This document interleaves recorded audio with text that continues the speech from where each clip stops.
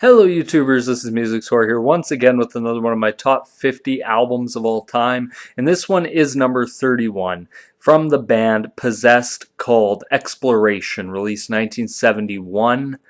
Now here's a little bit of brief history if you're unfamiliar with this band, which I'm pretty sure a lot of you probably are. It was a band that in the late 60s, mid to late 60s, early 70s was making some waves in the blues rock genre, very much so. I believe Vernon, can't remember his last name, was in a band with Robert Plant for a very, very short period. Yes, Robert Plant of Led Zeppelin. And then went and formed a band with a couple cast-offs from another bands and formed Possessed, which in 1971 was set to release their album Exploration, and for some reason, who knows why, this album was never released. It had a great blues rock feel to it, had a bit of progressive in it, which I really enjoyed, and even had a bit of a hard edge to it, a la Led Zeppelin.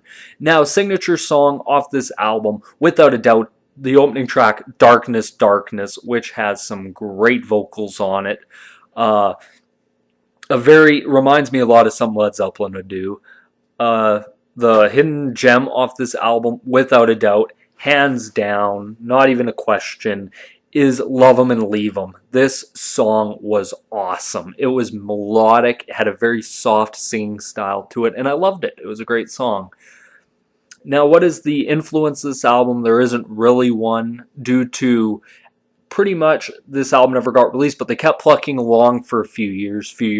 Were set in 1976 to sign a major record deal with a major label, and tragedy struck. The band, one night coming home from a gig, crashed into a parked petrol truck, and every one of the band members were killed. This was sad in my eyes. This was probably this album.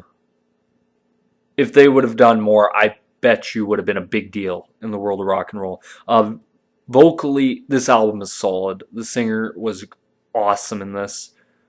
Really good. Sorry if I'm not going through names of who did what, because I can't find who did what, or what instrument they played. I found names of who was in the band, but it didn't say who played anything, who sung anything. So that's just that. Lyrically, it was a very solid album, and like the title suggests, I think they really were exploring where they wanted to go.